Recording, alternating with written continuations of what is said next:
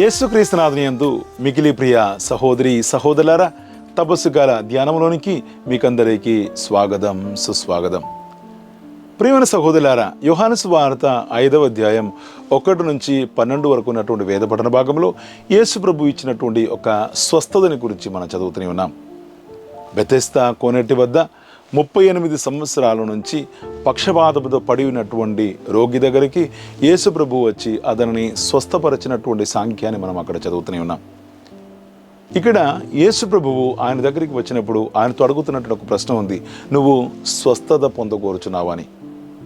ఈ ప్రశ్న మనం వినినప్పుడు ఒక్కొక్కసారి మనకు కొన్ని సరసం వచ్చేసి, లేక అది సరదాగా యేసుప్రభు అతనిని ఎగతాళి చేసినట్లు లేక అవమానించినట్లు మనం భావించవచ్చు.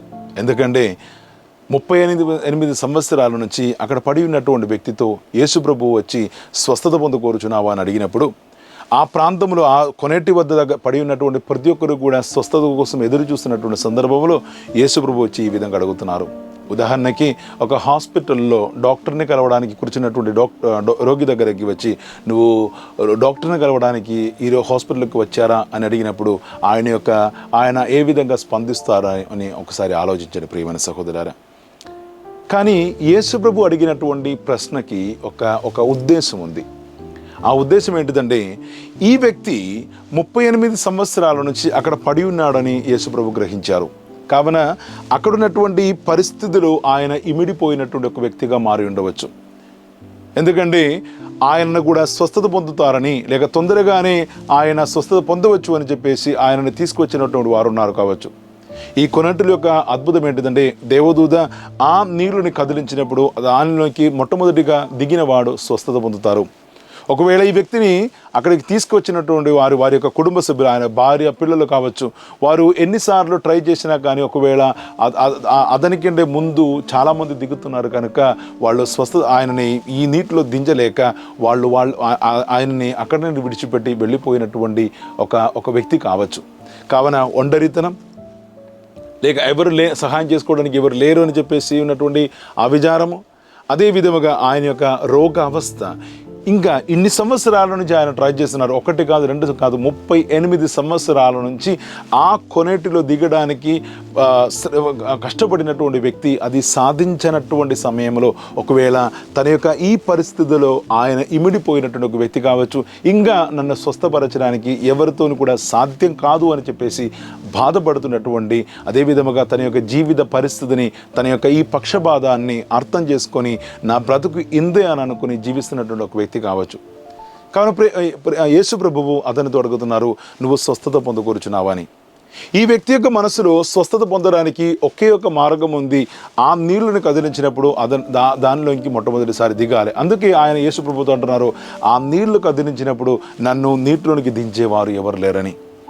ప్రియమైన సహోదరులారా, మన యొక్క జీవితంలో కూడా మనం ఎన్నో రకాలకు ఉన్నటువంటి పక్షపాతంతో మనం జీవిస్తున్న వాళ్ళమే.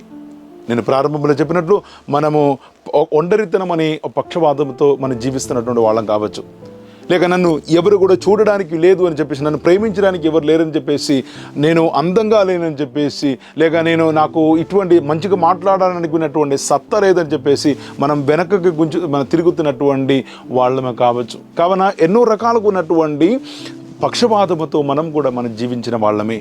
యేసుప్రభు మనతో అంటున్నారు, నువ్వు స్వస్థత పొందకోరుచున్నావా అని. ప్రియమైన సహోదరులారా, ఈ తపస్సు కాలం మన యొక్క జీవితమును గురించి మనం ధ్యానిస్తున్నటువంటి సమయంలో, మనం అనుభవిస్తున్నటువంటి కష్టములను గురించి ధ్యానిస్తున్నటువంటి ఈ యొక్క సమయంలో, మన యొక్క పాప అవస్థను గురించి ధ్యానిస్తున్నటువంటి మనతో యేసు ప్రభు అడుగుతున్నారు, నువ్వు ఇప్పుడు అనుభవిస్తున్నటువంటి నీ యొక్క కష్టముల నుంచి, నువ్వు ఇప్పుడు జీవిస్తున్నటువంటి నీ యొక్క పాప అవస్థ నుంచి, నువ్వు ఎన్ని సంవత్సరాల నుంచి కృషి చేసినా, నువ్వు ఎన్నిసార్లు ట్రై చేసినా, నిన్ను బలహీనముగా మార్చి మళ్ళీ నిన్ను ఆ పాపములోనికి పడేస్తున్నటువంటి అవస్థ నుంచి నువ్వు స్వస్థత పొందకూర్చున్నావా అని.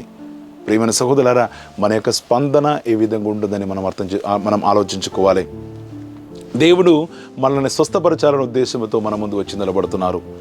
ప్రియమైన సహోదరులారా, ఈ తపస్సు కాలం మనకు ఆశీర్వాదంగా మారాలని, మనం ఇప్పుడు దాకా అనుభవించినటువంటి జీవించినటువంటి జీవిత నుంచి మనం ఎన్నో సంవత్సరాల నుంచి నోము నోచుకొని మన ప్రాశ్చిత్త పనులు చేసుకుంటూ మనలో అలవాటైపోయినటువంటి మన యొక్క పాప అవస్థని విడిచిపెట్టాలని మనం ప్రయత్నం చేసినా అది సాధ్యం కాక నా జీవితం ఇందే అని చెప్పేసి నేను ఎప్పుడు కూడా ఈ పాప అవస్థలోనే ఉంటానని చెప్పేసి నేను ఎన్నిసార్లు కృషి చేసినా, ఎన్నిసార్లు ప్రయత్నం చేసినా, ఎన్నిసార్లు ప్రార్థన చేసినా, ఎన్ని వడకములు పాల్గొన్నా, ఎన్ని తీర్థయాత్రలు చేసినా కానీ నా యొక్క ఈ పాపావస్థ నుంచి నన్ను కాపాడేవాడు ఎవరు లేరని చెప్పేసి అవమానంతో, దుఃఖముతో బాధపడుతున్నటువంటి ప్రతి వ్యక్తితో యేసుప్రభు చెబుతున్నటువంటి మాట ఇదే, నువ్వు స్వస్థత పొందకూరుచున్నావా అని. ప్రియమైన సహోదరులారా, విశ్వాసముతో ఆ ప్రభు వైపు చూస్తామా? మన యొక్క పాపాల కోసం, మన చేసినటువంటి ప్రతి పాపముల కోసం దానికి మన్నిపు దయచేసుకోవడానికి యేసుప్రభువు శిలువ మీద వేలాడి తన యొక్క ప్రాణాన్ని బలిగా అర్పించారు. ప్రియమైన సహోదరులారా, ఆ బలిలో నమ్మకం ఉంచుకొని మనము కూడా ఆ యేసుప్రభు వైపు చూద్దామా? ఈ వ్యక్తి ఎంతో ఆశతో యేసుప్రభు చెప్పినప్పుడు ఎంతో ఆశతో యేసుప్రభు వైపు చూశారు.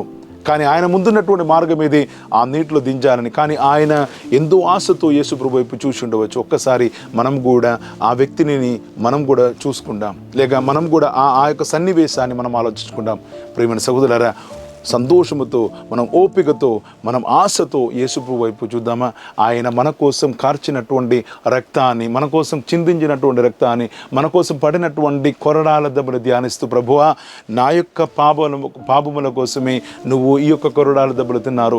ప్రభువా నువ్వు సిలువ వేయబడినది నాకు దేవునికి మధ్యలో ఉన్నటువంటి దూరాన్ని తగ్గించడానికని నమ్మకముతో మనం ప్రార్థన చేసుకుందాం. ప్రియమైన సహోదరులారా, మన యొక్క త్యాగ ప్రవర్తనలు, మన యొక్క ప్రార్థనలు అన్నీ కూడా దేవుని మీద విశ్వాసంతో మనం జరిపినప్పుడు తప్పకుండా దేవుడు మనల్ని ఈ ఇబ్బందుల నుంచి, మనం పడుతున్నటువంటి పాపావస్థల నుంచి ఆయన మనకు స్వస్థతనిస్తారు. కావున విశ్వాసంతో ప్రార్థన చేసుకుందాం, మనం ఓపికతో మనం ఉందాం, నిరీక్షణతో వేచి ఉందాం.